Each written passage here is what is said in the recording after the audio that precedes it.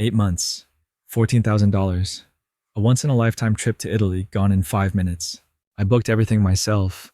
Business class seats from Austin to Rome, a private villa overlooking the Amalfi Coast, wine tours in Tuscany, a gondola ride in Venice for my mom because she once told me she dreamed of gliding through those canals. Every detail perfect, every penny worth it. At 5 in the morning, I pulled up to my parents' house. It was cold enough to fog the windshield. I pictured us sharing cappuccinos in a Roman cafe in less than 24 hours.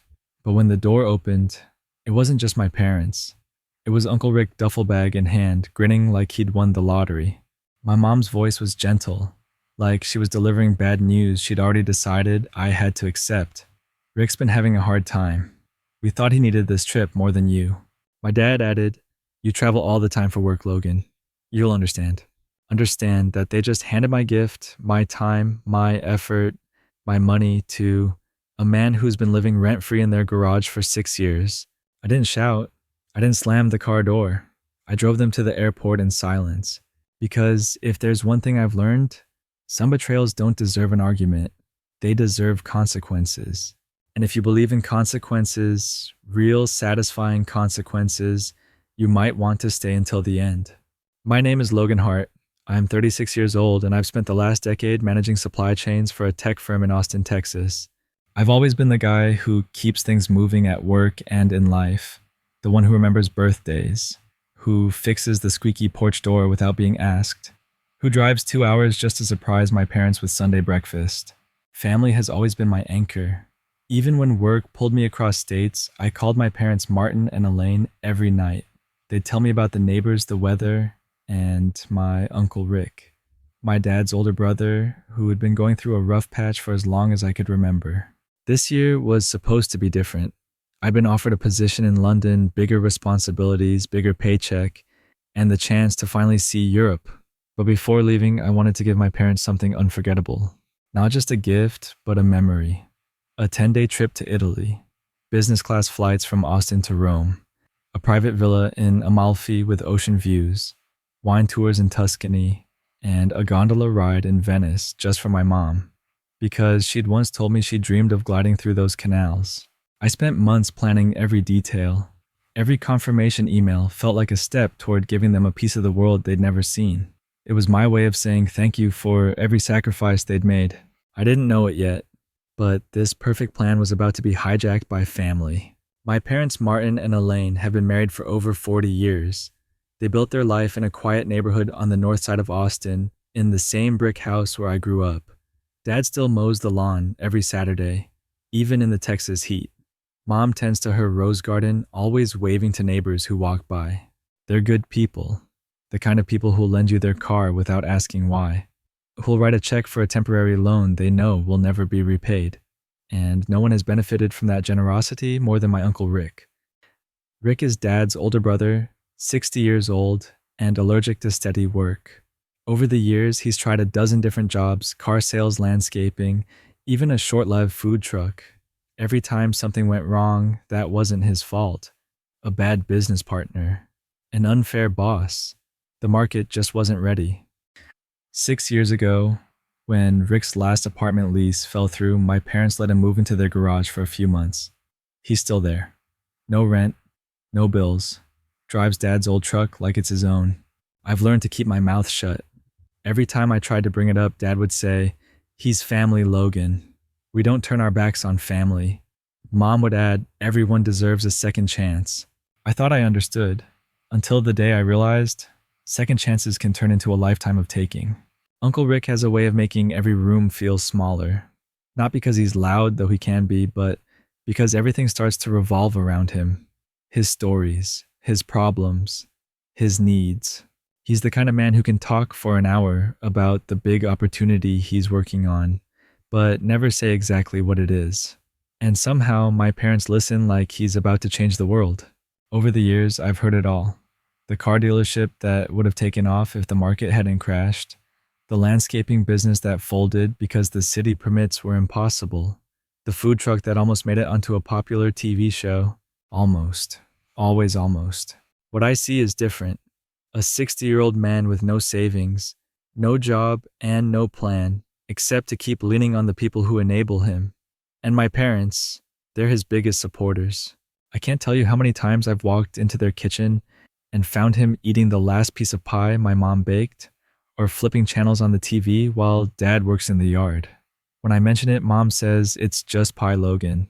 Dad adds he's been through a lot. The truth, Rick's been going through a lot since I was in middle school, and somehow every rough patch ends with my parents paying the bill. I didn't know it then, but Rick's talent for turning sympathy into opportunity was about to cost me more than money. When the offer from London came through, I knew I had just a few months left in Austin. A new country, a new role.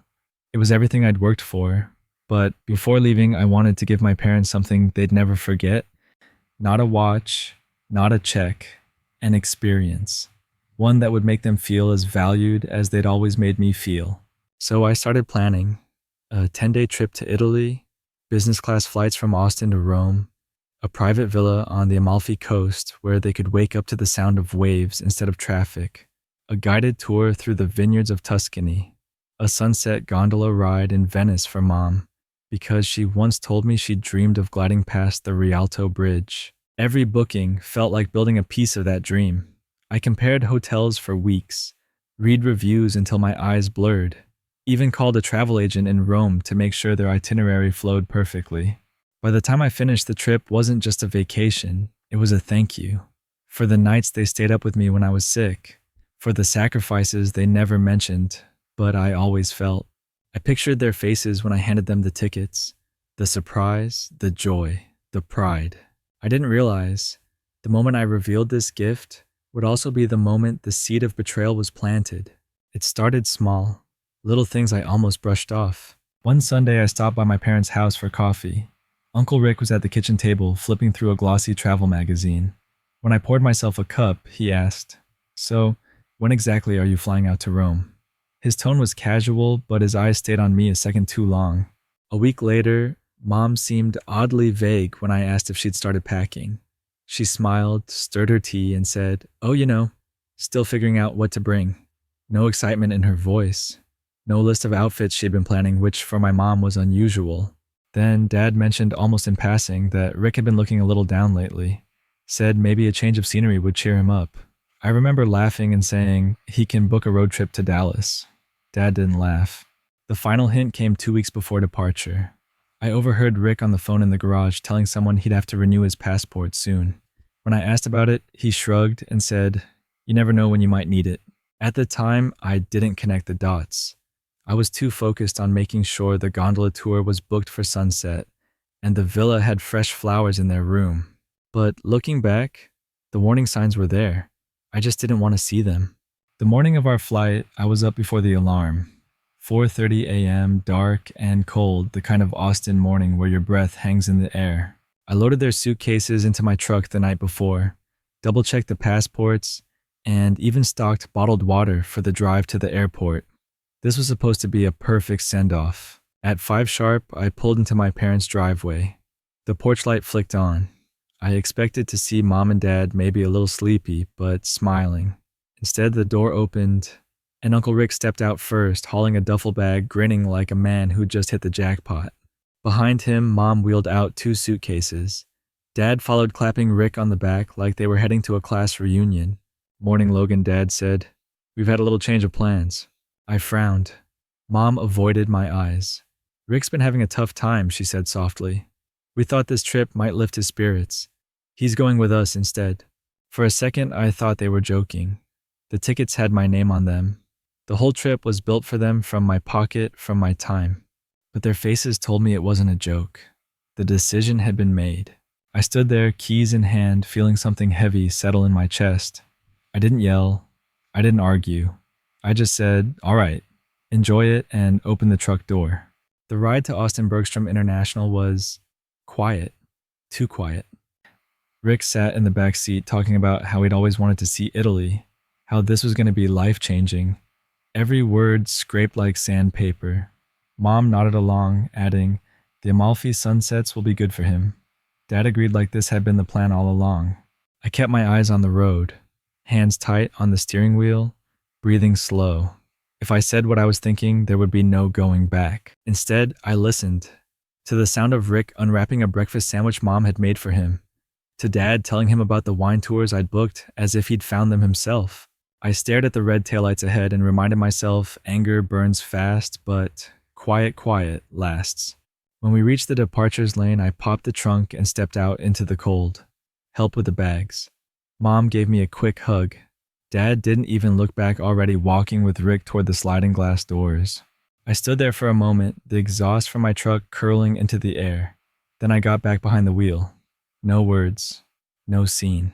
Because this wasn't over. It was just changing shape. I didn't drive straight home. Instead, I pulled into the short-term parking lot, killed the engine, and sat there. From where I was parked, I could see the sliding glass doors of the terminal. I watched as my parents and Rick disappeared inside, swallowed by the crowd. A minute later, I caught sight of them again through the tall windows standing at the check-in counter, Rick grinning like a kid on Christmas morning.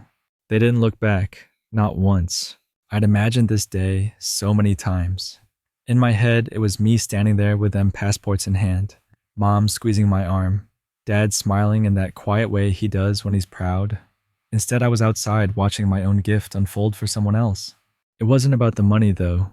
$14,000 isn't pocket change. It was about what it meant. I'd poured months of thought, time, and care into this. And when it came down to it, they'd chosen someone else without hesitation. That choice said more than words ever could. It said that my effort, my presence could be replaced. It said that Rick's comfort mattered more than my gesture.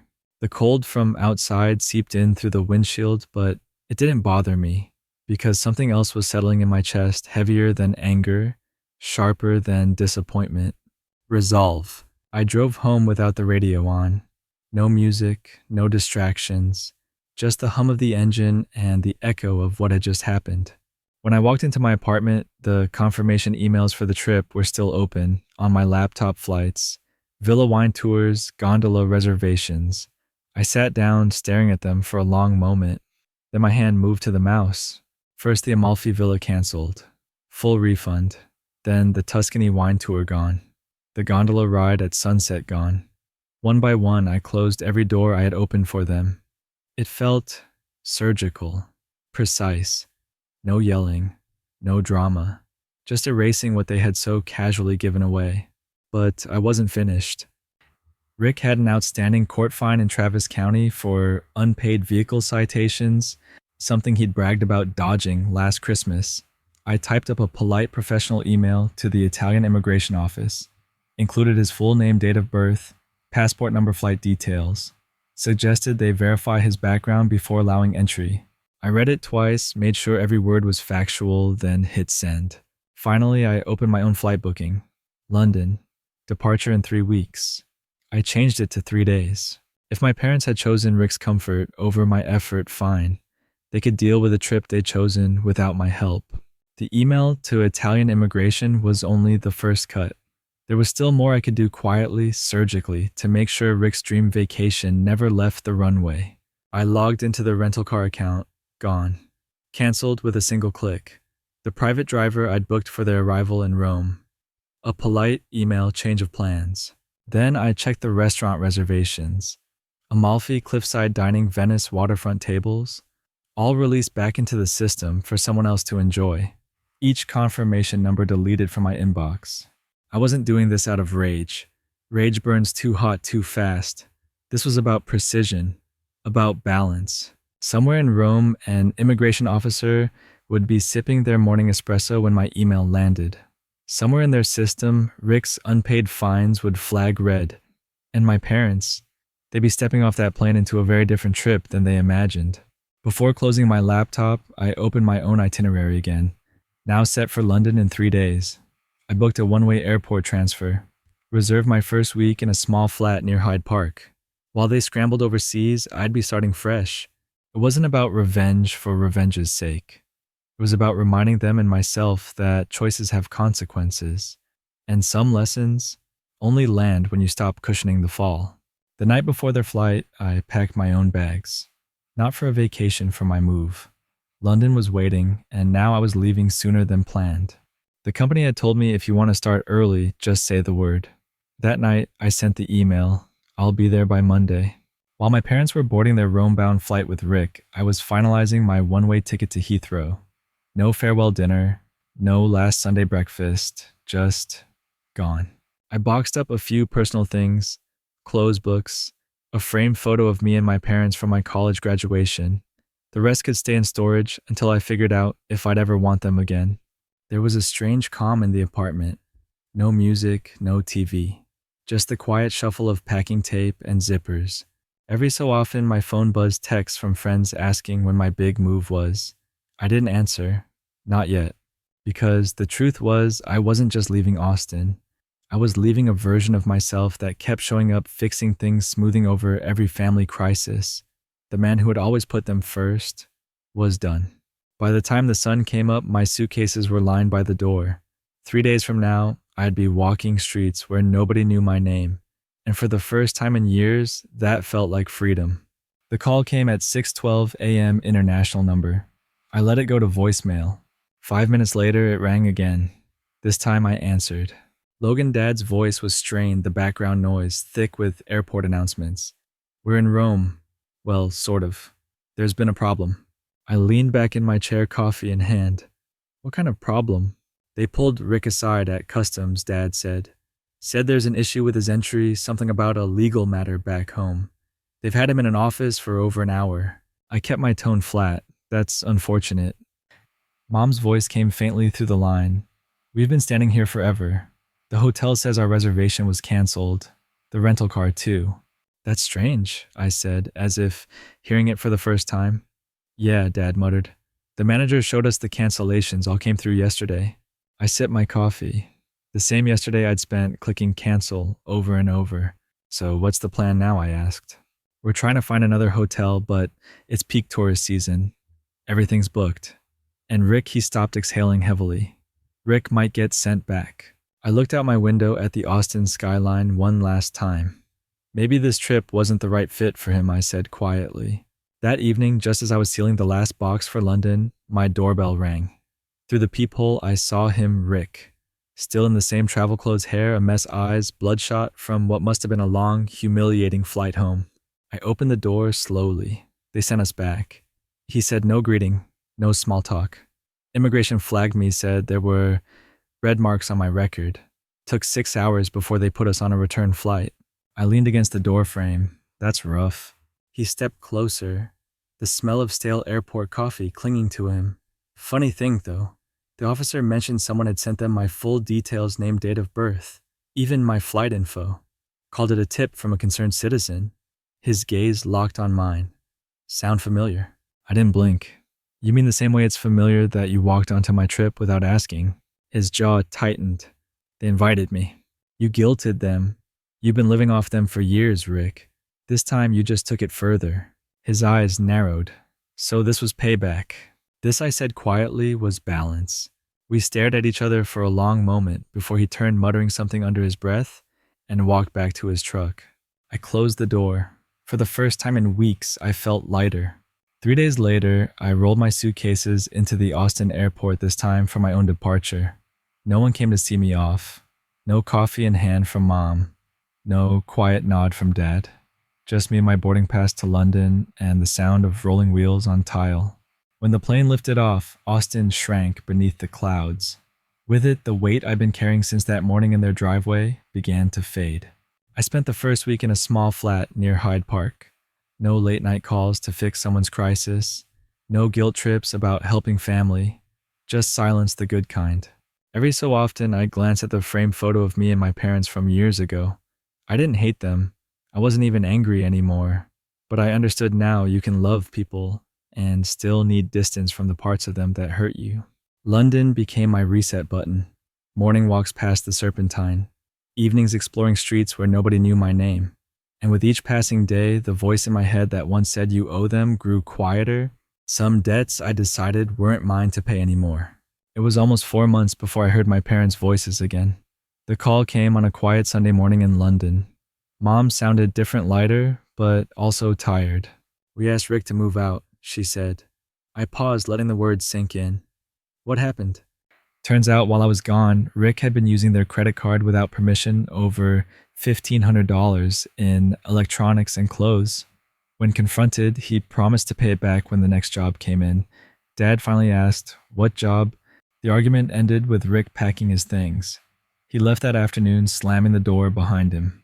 "We should have seen what you saw," Mom admitted. "We were helping, but really we were just enabling. I didn't say I told you so. Instead, I listened as Dad got on the line. 'You gave us a gift, Logan,' he said. 'We threw it away, and you made us see the cost of that choice.'" There was no anger in his voice now, only something closer to respect. That Christmas, I flew back to Austin. No Rick. Just the three of us sitting around the same kitchen table where so many of our arguments had started. This time there was laughter, plans for the future. And when Mom brought up the idea of redoing Italy the right way, I didn't say no. Because sometimes the best revenge isn't about breaking people down. It's about making them see who's worth building back up.